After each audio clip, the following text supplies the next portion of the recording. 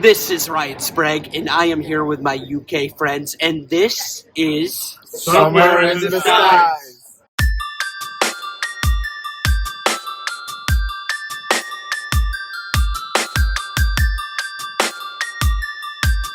This is Somewhere in the Skies with Ryan Sprague.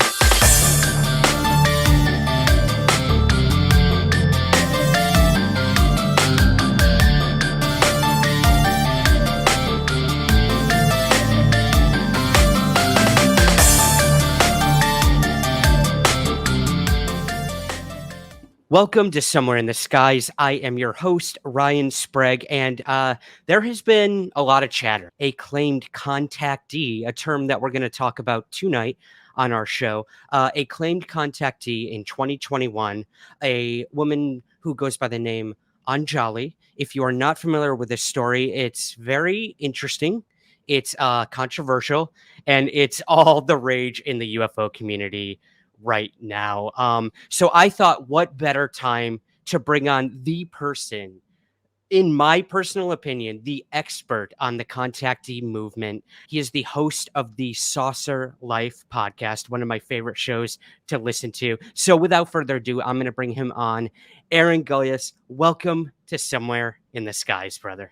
Hey, Ryan, how's it going?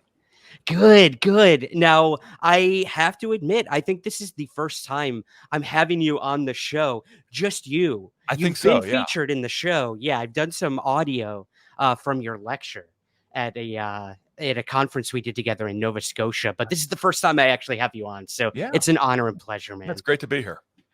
Thank you. Well, let's talk about that before we get into your origin story and how you got involved with all this craziness. Let's talk about Esotericon 2018. I know was amazing. It was seems amazing. like a million years ago, right? But man. And you were there, and Tim Banal and Greg Bishop and Walter Bosley and Micah Hanks. So it was Holly Stevens, and it was just a great event that Paul Kimball put together out there in Halifax.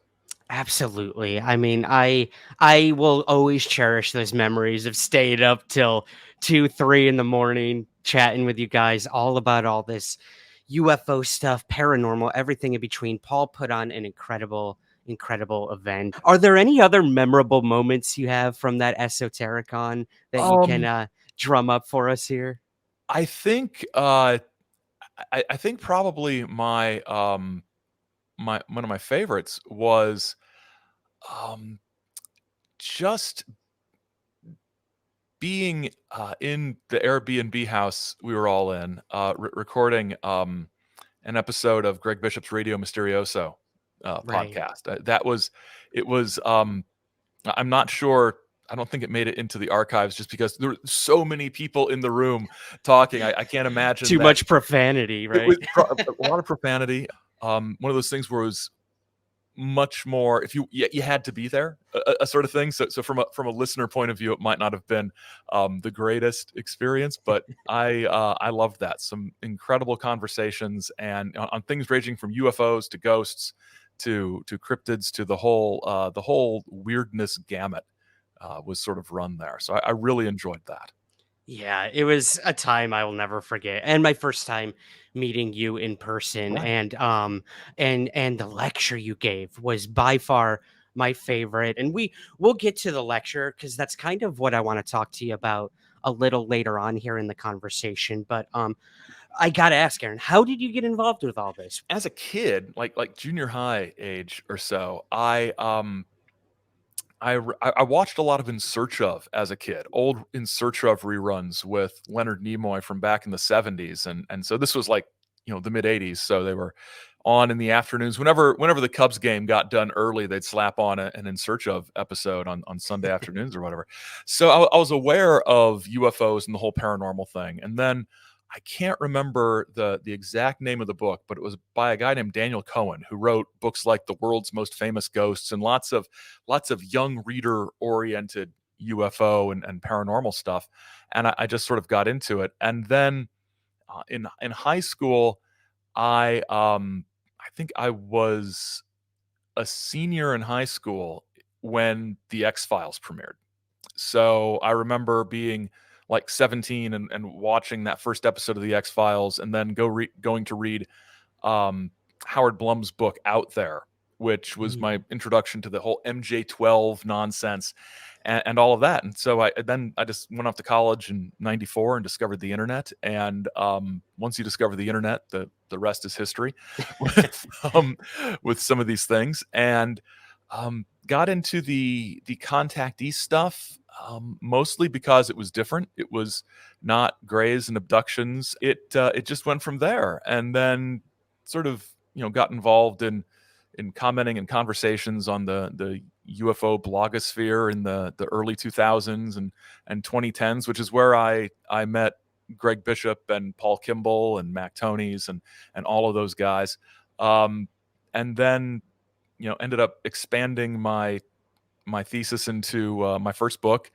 Extraterrestrials in the American Zeitgeist, which sort of narrowed down things to the contactees, and it just sort of went from there. And then in 2017, I started The Saucer Life, just because I saw room for a UFO podcast that wasn't an interview format, that was more of a documentary format, that was, I sort of envisioned it as sort of like Dan Carlin's Hardcore History, but with UFOs and not episodes that are 8 hours long, and coming out more than once a year. So that was sort of the impetus for that. And now I've sort of expanded beyond that a little bit with a new podcast with a co-host, my friend Samantha Engel, called Great Lakes Lore, where we look at weird history and paranormal stuff more from the perspective of professional historians looking at these things. So it's been a fairly constant presence in my life for the last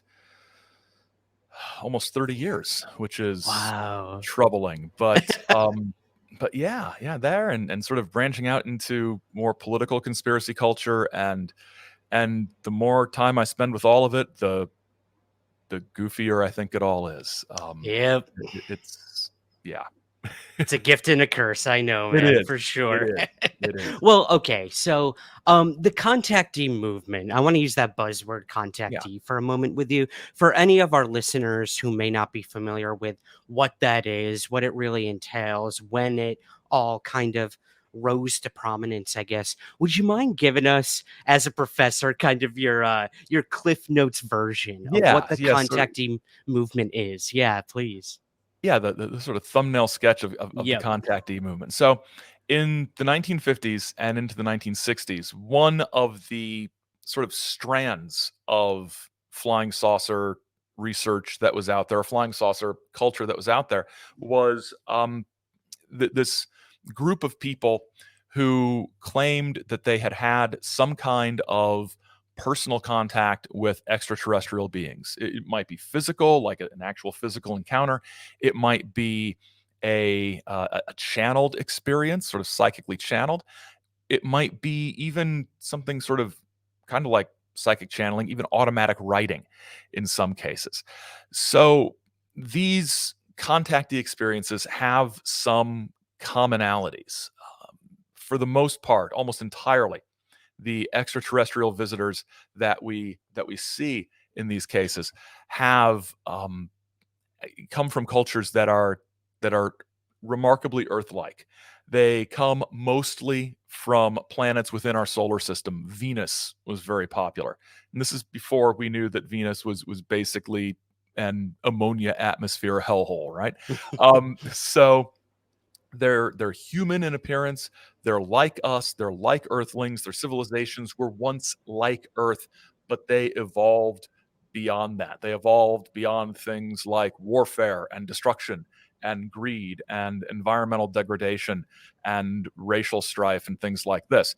And so they wanted to help Earth by warning humans of the dangers of especially nuclear warfare and atomic weapons, that there were threats, that if humanity were to have a nuclear war, a global nuclear war, it would not only destroy the Earth, it would cause cosmic repercussions to all these other planets. So the contactee movement, contactee experiences tend to have these similarities, and probably the biggest one is that in some way there is some kind of message, some kind of social message, political message, economic message, some kind of preaching in a way, a didactic lesson on how humanity can evolve. And these groups, these people, are all from advanced civilizations, but they're civilizations that had once been as bad as us, but overcame that. Humanity on Earth still in the cosmic kindergarten is a phrase that was used a lot, and we have a lot of growing up to do.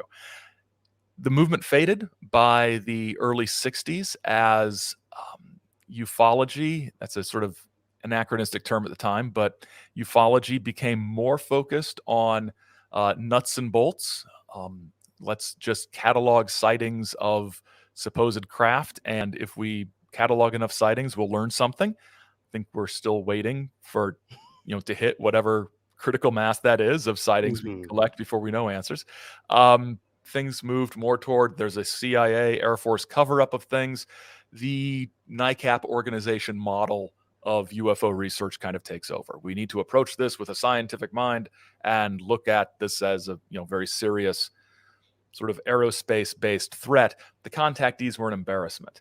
It didn't really help that many of their stories were easily debunked, easily dismissed, easily proven to be hoaxes, and they make outrageous claims that they can't really back up. But they do persist. Contacteeism does persist through the 60s into the 70s. By the 80s, and one of the contactees I'll be discussing in a bit is largely responsible for one of the reasons this continues. But there are contactees today, as you mentioned. There are contactee elements to Anjali's story. There are also contactees, or there are also contactee adherents, believers who cling to the original messages that were spread by some of those contactees from back in the 1950s and 60s. So it appeared it was a big sort of thing, and then it kind of faded, but persists sort of as an undercurrent of what's still part of the UFO tapestry today.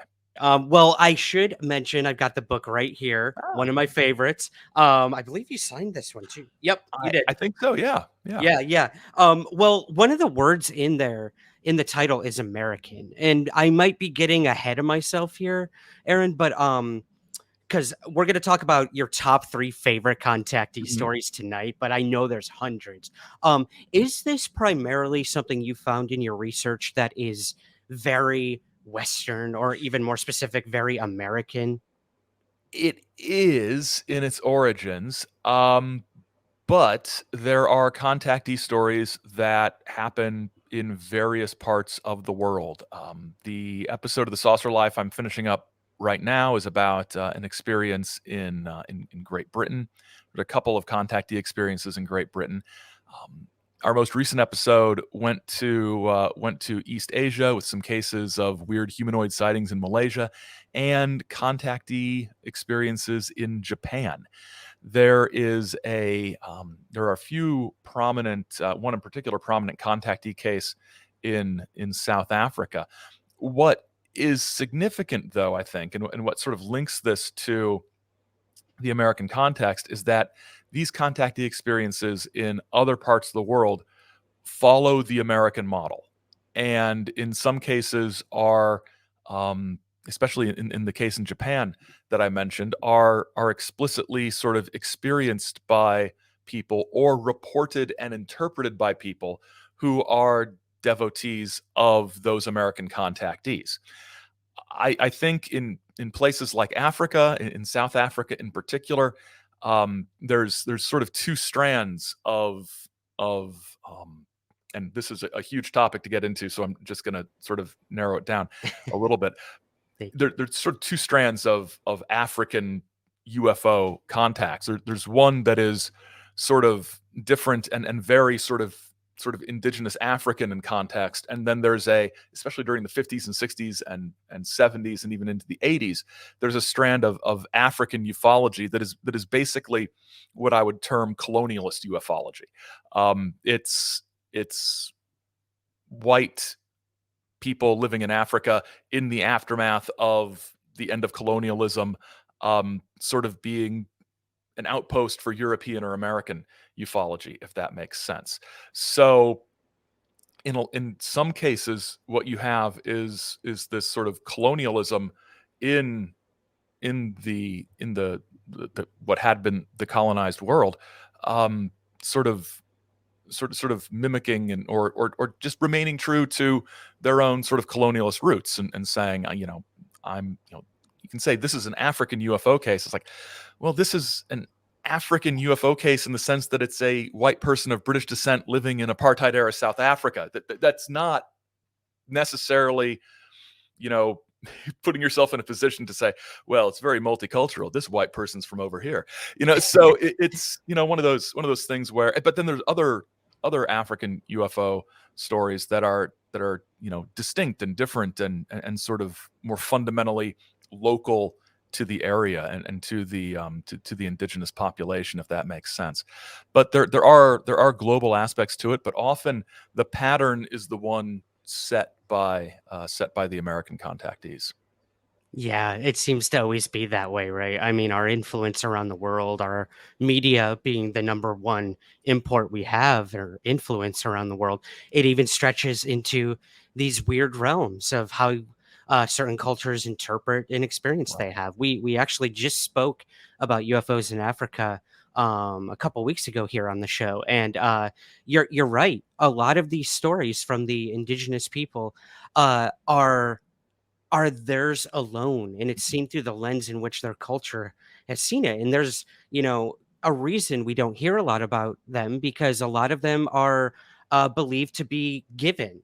These are our ancestors who are coming Right. back to visit us. So why would I report this to a white UFO researcher living in Africa at the time? It wasn't a UFO to me. It wasn't an alien to me. Right. It's a Yeah. given. And I Yeah. find that fascinating. How And many reports we might have had that been the case. right. And it might have broadened our perspective if there were people from a different cultural context, not only reporting it, but interpreting it and explaining it and presenting their own viewpoint rather than, sort of run-of-the-mill ufologists saying, well, something like this happened in Iowa last week. And it's like, well, did it? Or Did it are you really? just taking that from it because that's your point of view and your perspective? So, the sort of global aspect of contactee stuff is something I'm hoping to get into more on the show, because I don't want to say I'm running out of contactees from the United States, but I'm running out of interesting ones in some cases. Gotcha. Yeah. Everyone always asks me, how long are you going to do this podcast for about UFOs? There's only so much you can talk about.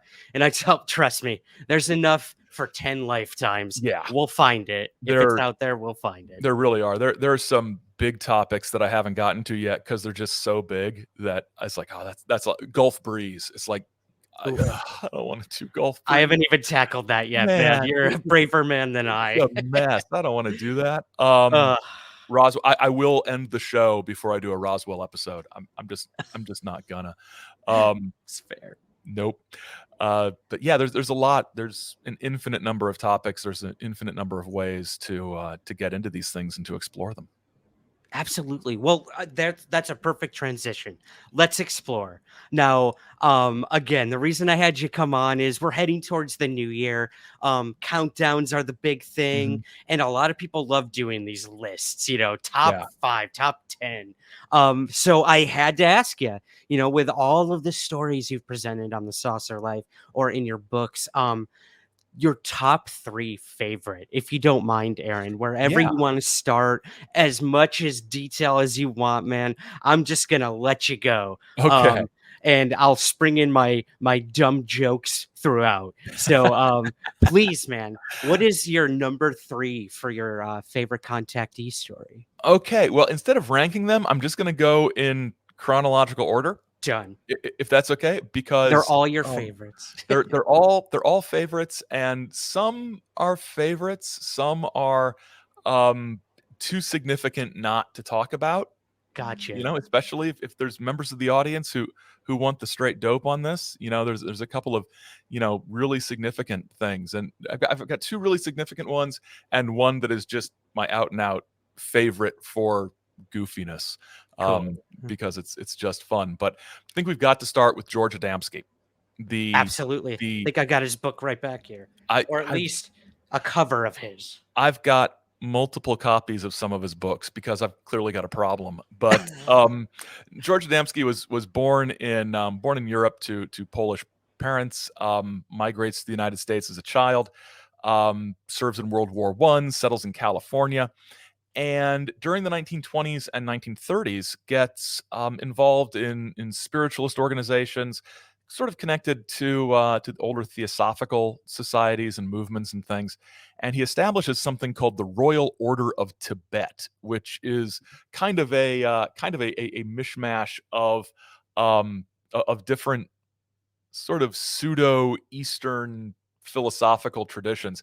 Later, it was reported that he said to somebody that the only reason he did it was because they used wine in one of their ceremonies, and it was a way to get around prohibition.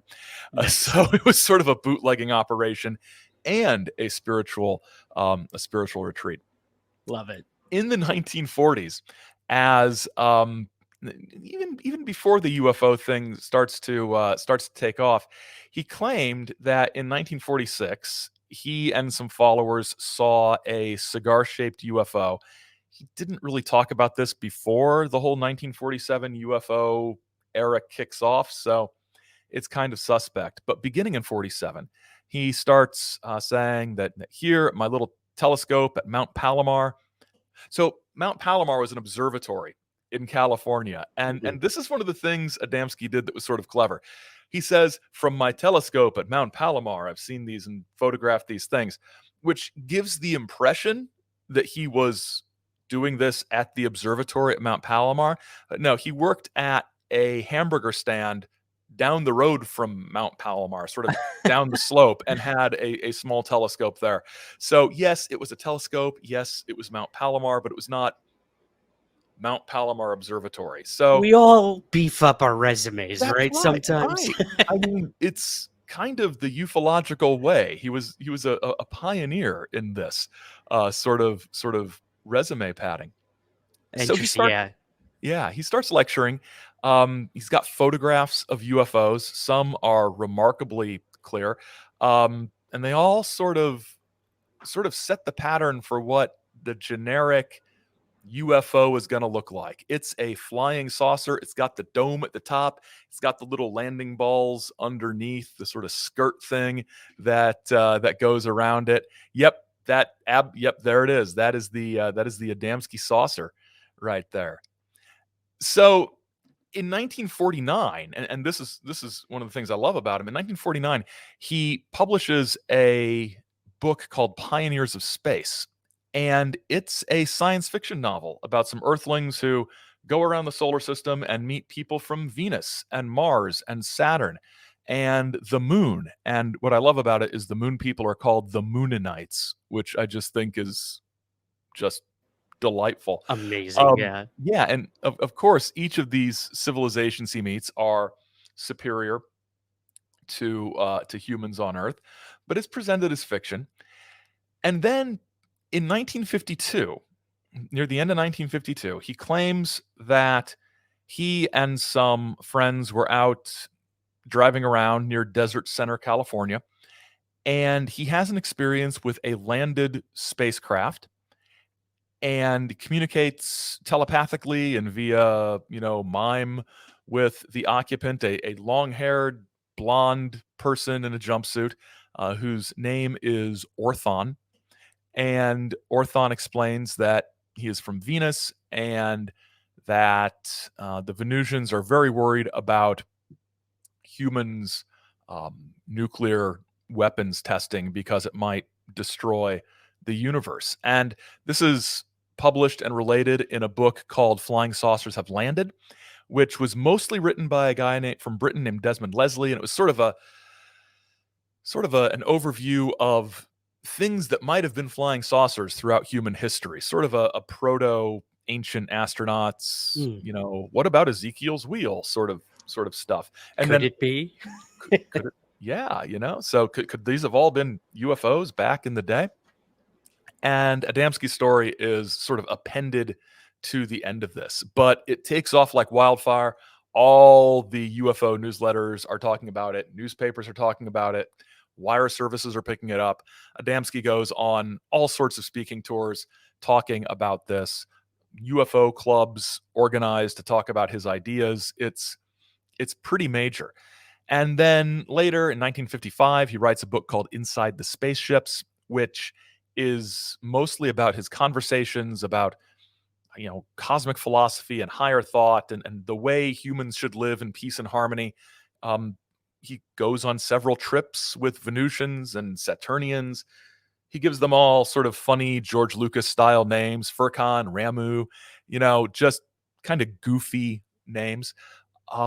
Critics have pointed out that a lot of the things that he claims happened to him inside the spaceships are basically recycled bits of his Pioneers of Space science fiction novel from a few years before.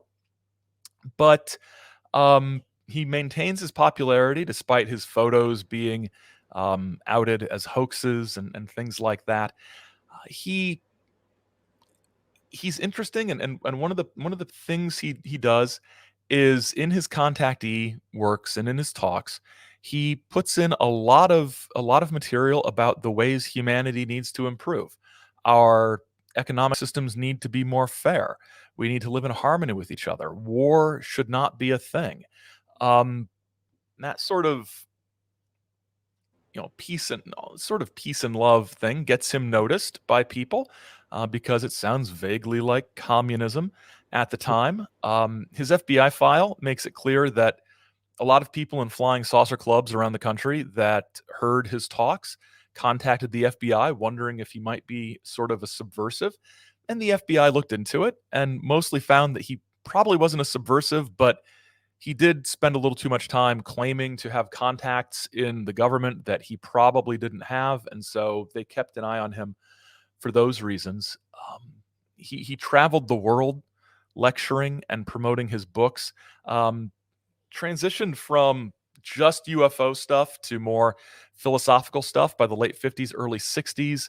Has a book, actually more of a booklet called Cosmic Philosophy, where he sets out the science of life that all the aliens kind of adhere to, and people took classes and formed study groups all over the world. And some of those lasted a long time. The Japanese contactees I mentioned earlier, I found those stories in the English edition of the George Adamski Get Acquainted organization newsletter from the mid 1980s, and that was being published up until the 90s in Japan. So he sets out his significance is he creates this pattern that later UFO contactees are going to follow, of humans from other planets who are concerned about our development and are offering us a way forward. They're not going to do it for us. It's sort of a Star Trek-y prime directive kind of thing. They can't get involved. They're not going to land on the White House lawn, so don't even ask. But it sets out these patterns, and like I said, there's still believers today in that. The George Adamski Foundation is deeply committed to promoting the truth and debunking the debunkers and selling copies of his books. And one thing, just an aside, you mentioned my contactee book. Hardest part of the book was getting photo permissions from the Adamski Foundation. I had to be very clear that no, I'm not debunking him. I'm not ridiculing him. I'm not being snarky. This is a sort of historical examination of this phenomenon. And even then, the pictures all had to have sort of this caption across them that they put in with their website address and everything, which really kind of irked me. It's like, I'll put that in the caption. Settle down. Just Yeah. give me a clean picture. But They're all about branding, man. Come on. they are, and I'm very happy they were generous and cooperative. But yeah, very tenaciously clinging on to Adamski's ideas, despite the rest of UFO world having moved on. It's so interesting. And you brought up one aspect that kind of reminded me of L. Ron Hubbard. You have this idea of a writer starting out with sort of science fiction, writing these pulp novels and everything. And then gradually it almost becomes a new religion or Right. almost a, using aspects of the science fiction and claiming that it's now real. And you saw that with Adamski as well. It's fascinating how much these writers and these individuals kind of work off of each other in terms of what they do. Yeah, and I would be fascinated to know if Adamski and Hubbard had any contact, because they're doing their thing right at the same time. I mean, the chronological overlap is significant. And the argument I've always made about contactees is, especially Adamski, more so than all the others, is that the social messages, the political messages, the cultural messages, those things are clear in his writing before UFOs come on the scene.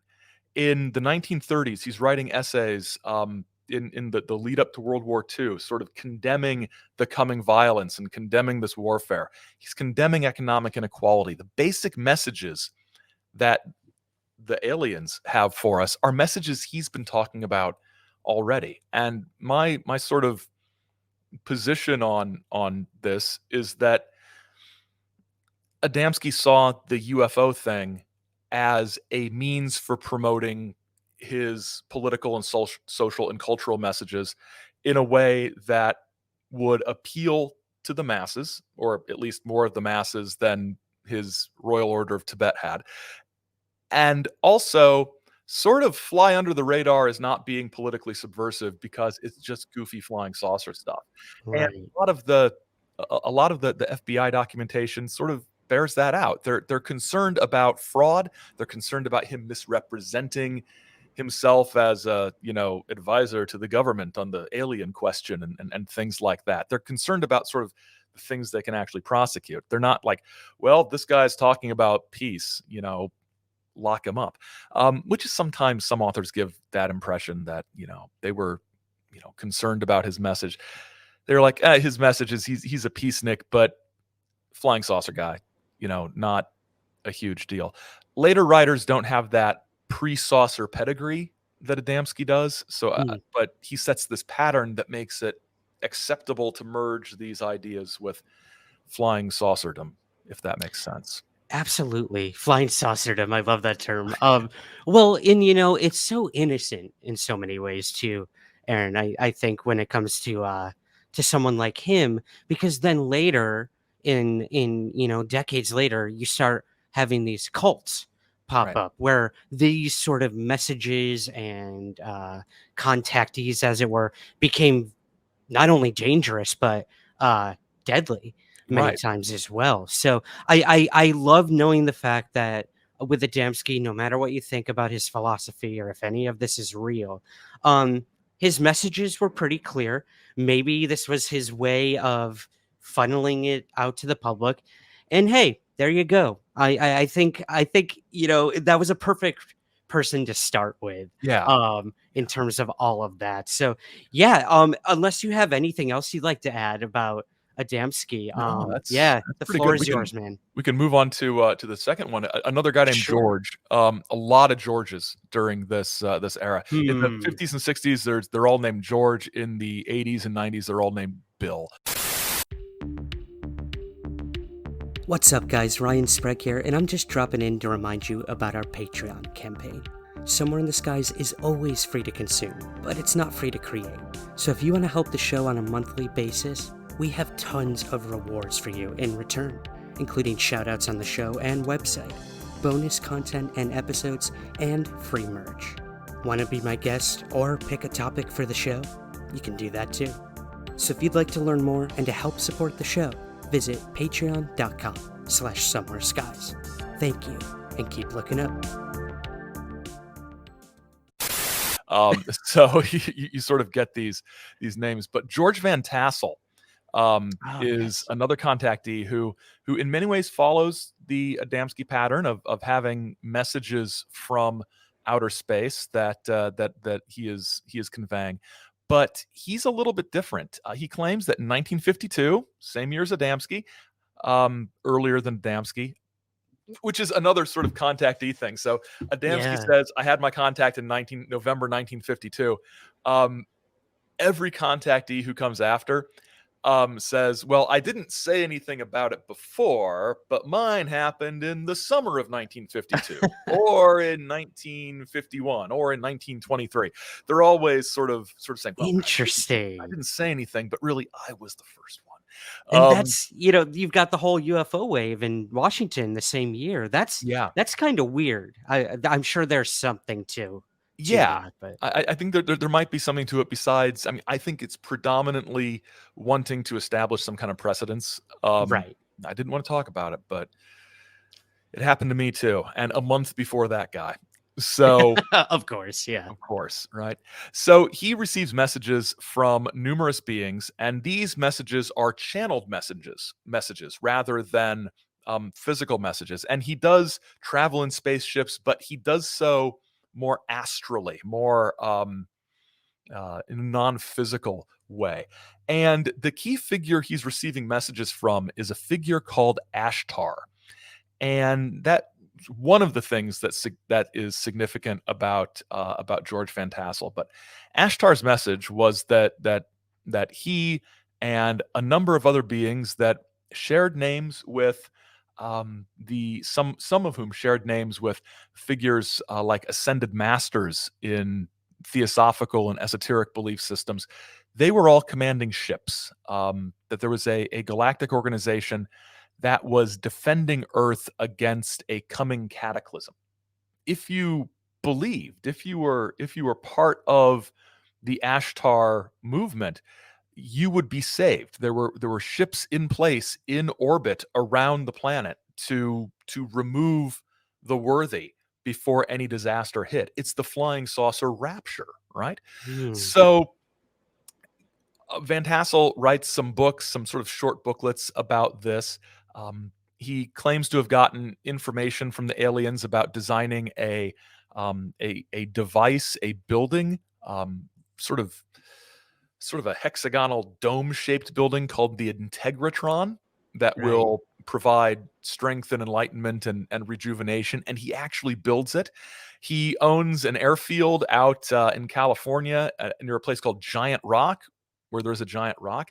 And he stages UFO flying saucer conventions there, where every major, especially contactee figure of the time, spoke throughout the 1950s and 1960s. It was a major sort of flying saucer cultural happening every year. So Van Tassel's significance is not just the Integratron, which still stands today. I think you can visit it. Not just Giant Rock, which was sort of the dawn of UFO conventions in a lot of ways. But I think the biggest piece of significance from Van Tassel and his Ashtar contacts is that because this was a channeled message, anybody can kind of claim to be receiving messages from Ashtar. And I mean, what proof is anybody going to ask for? You're not going to say, well, where's your photos? Well, here's a photo of me sitting there in a chair in a trance telling you what Ashtar said. You know, you don't, there's no way to prove or really disprove this. So even in the later 1950s, you've got other authors coming forward saying, I received revelations from Ashtar as well. And sometimes they would match up with what Van Tassel had written. Sometimes they wouldn't. Sometimes there were conflicts. In the 50s, there was a big split in the Ashtar community over not just the messages, but over people being upset that others were inappropriately commercializing and profiting from the Ashtar channelings. it would continue into the 1970s and the 1980s. There was a woman who called herself Tuella, which channeled a lot of Ashtar stuff in the 1980s. Books like Project World Evacuation and Ashtar, A Tribute, where she channels messages from like 15 different other aliens talking about how awesome Ashtar is. It's kind of weird Ashtar fan fiction. I love that. It's so strange, and this fleet is still surrounding our planet as guardians to us. And when Tuella passes away, other people take up the torch. If you go on the internet right now, you will find people channeling Ashtar, channeling Hatan, channeling Katumi, channeling all these beings that sort of first appeared back in the 1950s when George Van Tassel first started this. So again, some deep significance, not necessarily the goofiest, weirdest flying saucer story out there, but long-lasting significance, just like Adamski. Still believers, still people following these things. And what is amazing is that the Ashtar stuff in present day times crosses over with other elements of paranormal and parapolitical things. I've got a book coming out at the end of the year, I think, about what's it about? About what I call triumphalist conspiracy theories with happy endings, where you're not getting the good people in America are not going to get hauled off to the FEMA camp. They're going to be the ones who win. So I look at elements of the UFO disclosure movement, particularly the ones that promise that as soon as everything shakes out, we're going to get free energy technology and nobody will ever be hungry again. You know, that aspect of it. I look at Nasara, which was sort of a financial scam, where there's a secret law that Congress passed back in the 90s, but they rigged September 11th to prevent the law from being implemented. And this law would wipe out all consumer debt, redo the money supply. Everybody will be rich all the time. All the bad guys will go to jail. And before I knew it was going to be such a massive thing, I thought QAnon would be a great sort of another example of this, which forced me to melt my brain for a year with that. But what's weird is you've got people channeling Ashtar talking about Nasara, talking about QAnon, talking about these things. There was a massive UFO disclosure, some popular figures in the UFO disclosure movement sort of dabbling their toe in the QAnon waters, saying, well, these Q drops are, ISBN numbers for these UFO books if you look at them correctly. Very strange stuff. Some of the big disclosure names were smart enough to stay way away from that. Some weren't. But Ashtar shows up endorsing QAnon, depending on which Ashtar channeler you believe. So these things, get sort of pigeonholed as sort of early Cold War, 1950s, 1960s things, but elements of them persist. Very interesting. And I do want to talk about that repetitive nature of these things with you, Aaron, in a little bit. But that's so fascinating. I'm imagining Ashtar like in his mom's basement, like on the computer, being like, oh, yep, any day now. It's going to happen. It's going to happen. Yep. Well, one more question for you. Maybe I'm remembering this wrong.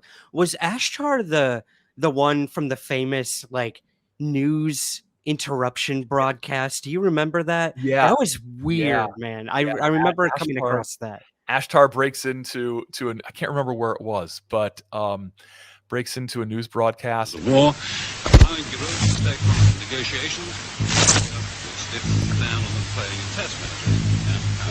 This is the voice of Allah, representative of the Ashtar Galactic Command, speaking to you. For many years you have seen us as lights in the stars. We speak to you now, to send the same as we have done to your brothers and sisters all over this, your planet Earth. Yeah, luckily somebody recorded it and it's been digitized and it's out there, but just fascinating stuff. There's a band called Ashtar Command, which is sort of the name of the fleet. So Ashtar has penetrated some elements of the fringes of pop culture in a way that Adamski didn't, but the Adamski flying saucer is such a sort of cultural icon. The sort of embarrassing myself here, but I'm old school Transformers fan, and there's a Transformer from the 80s that was a little Adamski style spaceship, and in Japan the name they gave it was Adams. That was that character's Oh, name. wow. So sort That's of an Adamski reference there as well. So these things persist longer than we think they do. Yeah. I always go back to Guardians of the Galaxy, like Yeah. clearly inspired by something like a space command that would Right. sort of govern or police the entire universe, as it were, which is, again, all of these contactees have had, no matter what their message was or how they faded into obscurity, they all have a lasting place, I think, in pop culture in many different ways. They do. Same thing with I think the Green Lantern Corps. It's sort of Yeah. that same sort of a space police force, guardians of, answering to the Guardians, those little blue guys. And yeah, there's these elements seeped into pop culture. Pop culture fed into the contactee movement. I think we absolutely need to mention the day the Earth stood still, Mm. as sort of, a benevolent humanoid alien comes and has a message of peace for mankind. That usually gets trotted out as, well, this is where the contactees got all this stuff from. The timelines don't work for that. But it's definitely something that might have been influenced by contactee culture. And also, it was a dangerous time. It was a frightening time. People were worried about nuclear war. People were seeing UFOs. You didn't have to be, completely immersed in contactee teachings to come up with the idea of, hey, what if an alien showed up and, stopped nuclear war? I mean, that in many ways, I would have been shocked if there hadn't been a movie like that, you know, Yeah. regardless of the contactee influence or not. Very interesting. Yeah. I have echoes of Reagan many years later with his famous speech, if an alien force came, bring us all together, hopefully. But Yeah, yeah, yeah, yeah. absolutely. Well, all right. Well, we're on our third one already, The man. We're third one, breezing through these. I love it. What and, do you and got for me? this is the one that, listeners, you might have heard of Adamski, you might have heard of George Van Tassel, you might have heard of Ashtar. I can almost guarantee you've not heard of Reinhold Schmidt. Ooh. Reinhold Schmidt was a grain buyer, worked in agribusiness out in Nebraska. And in 1957, November of 1957, he had or claimed to have an encounter. And this is first week in November of 57. So this is right in the middle of the huge wave of sightings that were sort of centered around the Levelland, Texas flap, right? So Reinhold Schmidt is driving along in Nebraska, and he comes across a landed flying saucer. And I'm sort of compressing the story a little bit, but he meets the flying saucer people. They're a group of men and women in jumpsuits and things like that. They all speak English. They all speak English with a German accent, which is very strange. Hmm. He tries to find somebody to tell the story to, ends up going to the police with it. He is committed to a psychiatric facility for evaluation. And a lot of times that's, sort of, oh my gosh, they took this seriously and were trying to shut him up. They let him leave he was able to check himself out. So it wasn't like a sort of criminal psychiatric hold sort of thing. Mhm. But he keeps telling the story, writes a pamphlet about it, goes on some lecture tours. And then what is fascinating to me about this is he hooks up with some other contactees. Daniel Fry is one of them. There are some others he hooks up with on these lecture tours. There's some great newspaper articles from the late 50s and early 60s where my favorite one is he's going to lecture at a high school for like a high school assembly, which is educationally negligent on the part of the high school. Oh man, I would have killed to see that in my gymnasium. Are you kidding me? All we got was don't do drugs, don't drink and drive, and be positive. Those were like the assemblies we had. It's no fun. Join the Navy. It was another big one. Join the Galactic Federation. Right. That would have been very cool. So he's telling about how he's been on subsequent trips with the space people, and they took him to Egypt, and he was able to read some ancient scrolls in one of the pyramids that and the high school, this is all reported in the paper, high school student asked, well, how were you able to read it? And he's like, it was in English. And the students are like, but why would it be in English?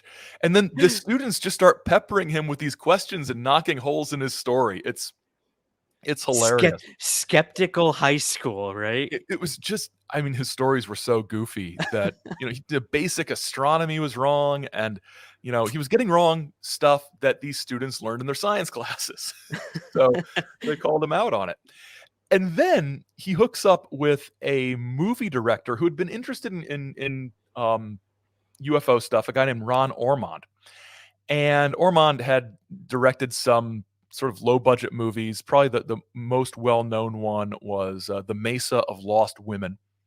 But Ormond makes a movie called The Edge of Tomorrow. Don't try to Google it. All you'll get is the Tom Cruise movie. But it's called Edge of Tomorrow, about Schmidt's contact experience. And Schmidt stars in it as himself. It's crazy. It is. I love that. Wild. It's like, imagine Ed Wood, sort of an Ed Wood movie, and you're excited because, oh wow, this is going to be a great contactee movie, and it's not commercially available. I was able to watch a copy with the promise I'd never share it with anybody else because the rights are apparently owned by a mining company somewhere. It's very strange, but the problem is with this movie is that most of it is just Schmidt sitting with an interviewer who's asking him questions. And it's like the worst example of telling, not showing in a film. Yeah, screenwriting 101. Yeah, it's I want more on the spaceship set and the very, very 1961 looking spaceship crew. It goes out into theaters. It has a Hollywood premiere that is not very well attended. Mood is kind of low at the Hollywood premiere because during it, Schmidt is actually out on bail, having been indicted for fraud. He is an actual saucer felon. He is a flying saucer felon, a flying saucer fraudster. And he had a previous criminal record of petty theft and ripping people off. But what he did was he started talking in his lectures about how the aliens had shown him various places on Earth where valuable crystals could be mined in order to heal various diseases. And he was hitting up mostly elderly women to invest and buy shares in his mining company, which did not exist. So after investing lots of money, this little old lady goes to I think she goes to her bank, and the bank's like, we're calling the FBI. And so Schmidt is arrested. He's put on trial. The newspaper accounts this is in the early 60s. The newspaper accounts of the trial are hilarious. Schmidt must have gotten the worst lawyer money could buy because as part of their defense, they showed the jury the movie Edge of Tomorrow. Oh my God. As part of the defense. Also part of the defense. That's a first. Wow. It's insane. And also as part of the defense, the defense attorney cross-examines the little old lady who is the victim of all that, or alleged victim at the time, alleged victim of all this, and brings her to tears in front of the jury. Oh. Just what kind of defense attorney? It's like, okay, this very, very sympathetic person, we're going to look like absolute monsters. And I We're think gonna that dig into it. between that and my flying saucer movie, I think we've got this case sewn up. It's like, actually, it's like what I wish Law and Order would be. You know, Yeah. they're season 24. Do something like this with Law and Order. This would be outstanding. But get the SVU folks involved on a alien probing case. That would Dick be Wolf, if you're listening, if you're listening. we got something for you. You call our people. We've got Yeah, ideas. check out the Saucer Life, please. That's right. That's right. I'm willing to work a deal. So Schmidt is convicted of fraud and selling securities without a license and selling securities that don't exist, which I think is a separate crime. He goes to prison for 4 or 5 years, something like that. He dies in the early 1970s. He never tries to make a flying saucer comeback or anything. And I'm not sure there's any wider significance to this story other than the degree to which when, debunkers and sort of hardcore, sort of no fun style of skeptics talk about UFO people being frauds and there ought to be laws and this is criminal. It's like, look, it's not fraud if you sell somebody a book and some of the stuff in the book isn't true. You paid Right. $10 for a book. You got a book, it might not be true. There were real crimes out there that were committed. Schmidt is one example. There are some others. Some of these crimes are UFO related like this. Some of the crimes are like, these are sleazy people who were involved in the UFO thing.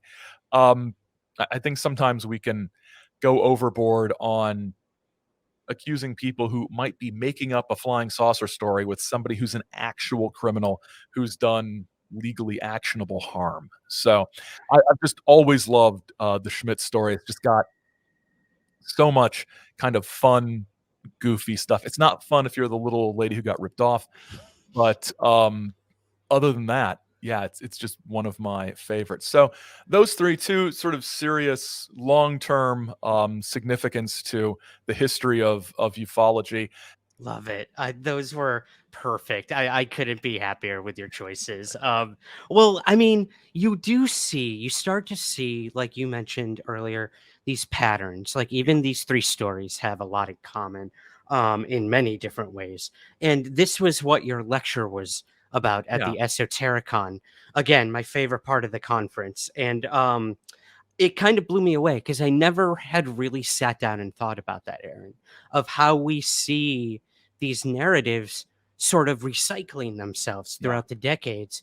And we are seeing trace elements of that happening again today with stories like Anjali. And there have been other contactees in the past few years. A lot of them have been outed as clear frauds. Others are still preaching their messages and still have large followings, giving them swaths of money and whatnot for transcendence and whatnot. That's an episode in itself. But I'd love to ask you about that lecture. What really inspired you to do that? And what were some of those specific patterns that you really nailed down in terms of these narratives, I guess? Yeah, I think I think what sort of inspired it for me was just, I'm trying to remember at the time, that was 2018, if there was something that was happening that was particularly inspiring to me. Gosh, yeah, I'm wondering too. I can't think of anything.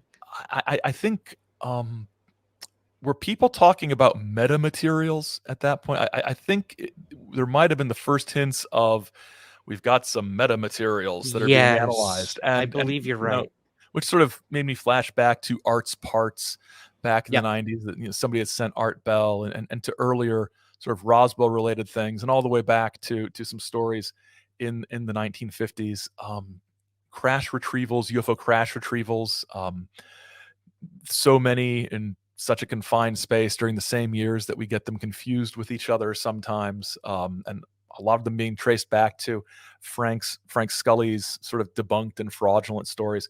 But in the talk itself, some of the things I talked about are, I think one of the biggest things I talked about, sort of as an example, is this recurring sort of story beat of Eisenhower having a meeting with the aliens at fill in the name of the Air Force base, because it changed its name a Right. couple times, back in 1954. And Yeah. this sort of being traced to a letter that was written to a guy named Gerald Light, who was involved in an organization called the Borderland Science Research Associates, which had a weird sort of mystical interpretation of UFOs and predated UFOs by a few years as an organization. But this Eisenhower meeting the alien story will get worked and reworked and reworked into conspiratorial UFO stories going forward. It's just a constant theme. It's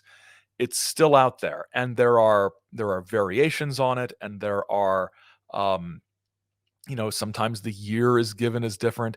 Sometimes there's talk of a treaty that comes out of it, either the Treaty of Grenada or the Treaty of Greada, which isn't a word.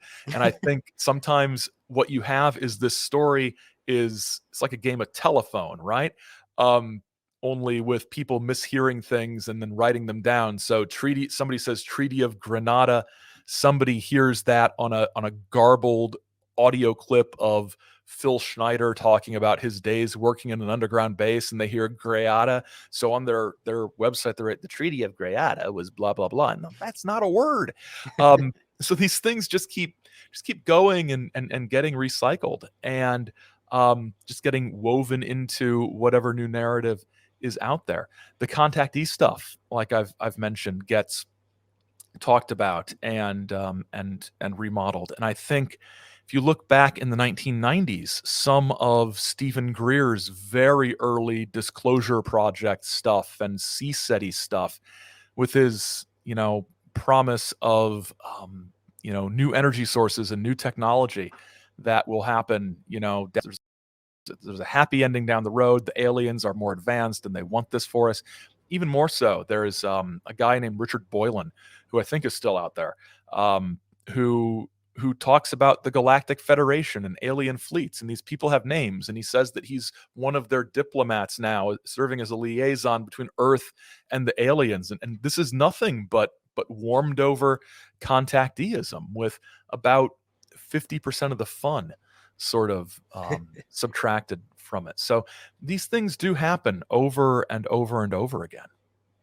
Yeah, it's amazing. And like I said, it really puts things into perspective when you look at everything happening today. And that actually leads into, I've got 2 listener questions, Aaron, Okay. if you're willing to stick around Sure. for those. Thank you. And we're also, Aaron is going to be sharing one more contactee story with our Patreon subscribers. So be sure to head on over to patreon.com/somewhereskies. And you can check out that little bonus gem he's going to give to us. That's my shameless plug. Moving on to our first listener question, Aaron. This comes from Dennis. He wants to know, because you focus so much on contactees and sort of the influence they've had on pop culture and vice versa, and culture in general. What do you personally make of all the stuff going on today? We have the military UFOs, the Pentagon getting involved. Like you mentioned, we're kind of living in a very nuts and bolts ufology right now with the government.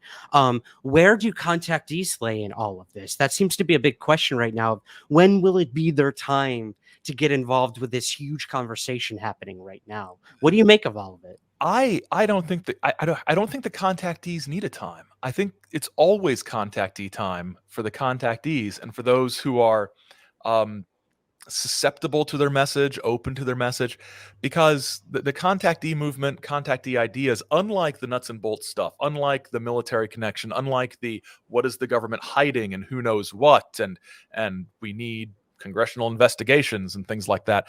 Unlike those things, the contactees rely on faith and don't need proof. The proof is in the obvious truth of the message of the Space Brothers. Does it not resonate with your soul, Ryan, that we should live at peace with each other? And Universal, man. Yeah. if I was being very cynical, I would say that the nuts and bolts stuff relies a lot on faith as well. Faith that people are telling the truth when they said they had these encounters, faith that the videos are sourced from where they actually say they're sourced, faith that this isn't some sort of gigantic op being run for whatever reason we can't understand and might not understand yet. Faith that people had the jobs they say they had. There's a lot of faith involved in the nuts and bolts side as well.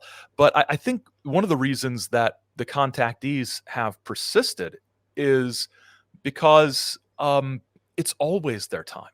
The message is timeless. It can be tailored for particular contexts, but it's not as tied to the news cycle, and it doesn't rely on the acceptance and attention of mainstream media and politicians and scientists getting on board. I think sort of traditional nuts and bolts ufology has this sort of inferiority complex and desire to be accepted and embraced by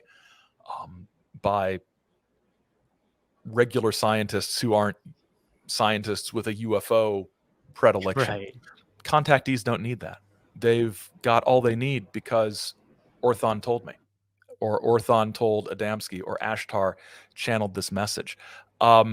It's very much similar to the divide between science and spirituality.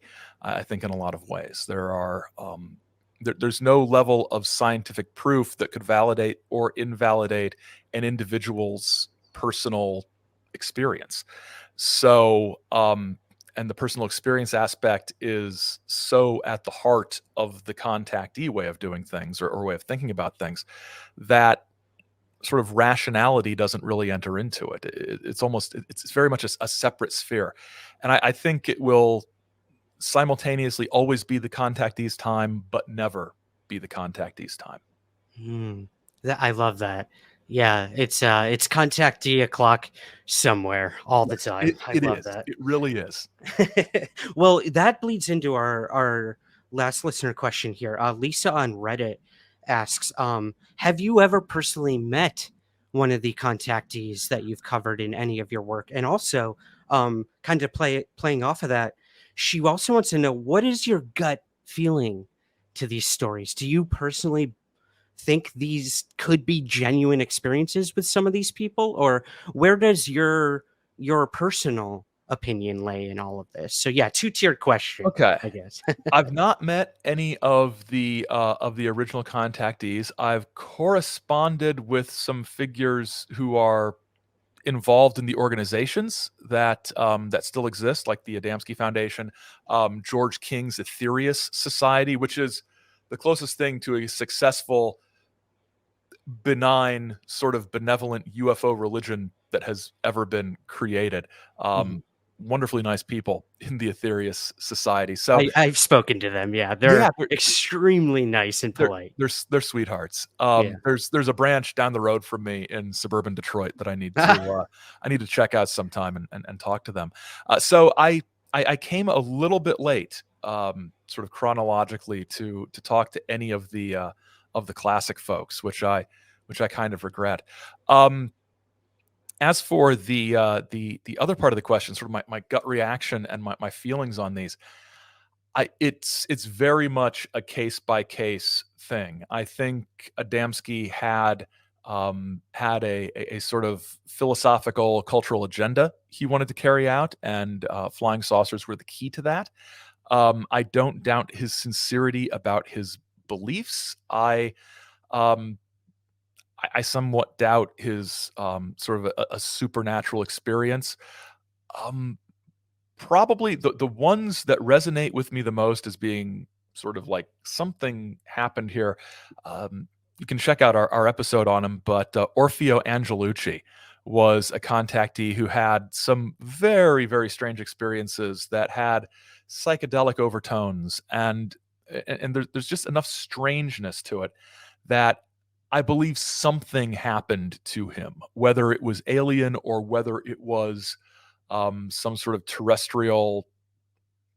I don't know, sometimes I default to mind control experimentation playing a role in some of these things. But Orfeo Angelucci is one of those cases where I believe something probably happened to this person. I think in other cases, there are people who might have had a genuine paranormal encounter, whether it was a spiritual encounter, a spiritual awakening, whether it was possibly extraterrestrial, and their brain filtered things to be understandable in a way that they could comprehend and communicate. And these contactee stories are what came out. So I think very much on a case by case basis. I would never put myself in the camp of all contactees were liars and frauds. I would put myself in the camp of you had a little bit of everything, including people who may have had actual experiences. I'm not going to deny that possibility. Yeah, I think that's a perfect place to be. Like, I always tell people, I was not in the shoes when this happened to this person. So, leave judgment at the door, see how it plays out, and, let them live their truth as long as it's not hurting anyone else or hopefully themselves. It's a crazy world, and crazier things have happened other than, Venusians coming down and Right. telling us to clean up our acts. So, well, thank you. Absolutely.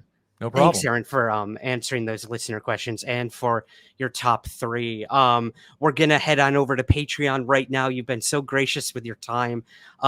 Again, head on over. We're gonna do a little bonus wrap up with Aaron to tell another one of his favorite stories with the contactees. But of course, before we go, man, where can we find everything you're up to? Your past books, your upcoming books, the Saucer Life. Give us all of it, please. Okay, so two main places to go. You can go to saucerlife.com for all things related to the Saucer Life and links to my books and all of that. Or subscribe in your favorite podcast thingy. Great Lakes Lore is at greatlakeslore.com, and we're on. I think we're 6 episodes in, and that's been a fun project. And we're getting ready to do some Dogman stuff. So Ooh. that's going to be interesting. So saucerlife.com and greatlakeslore.com. Perfect, man. And again, I can't wait till the world officially reopens and we can head to Nova Scotia again Yes. and have those midnight conversations over would a be few outstanding. beers, man. So again, I got to thank you for coming on Somewhere in the Skies today. Thanks for having me.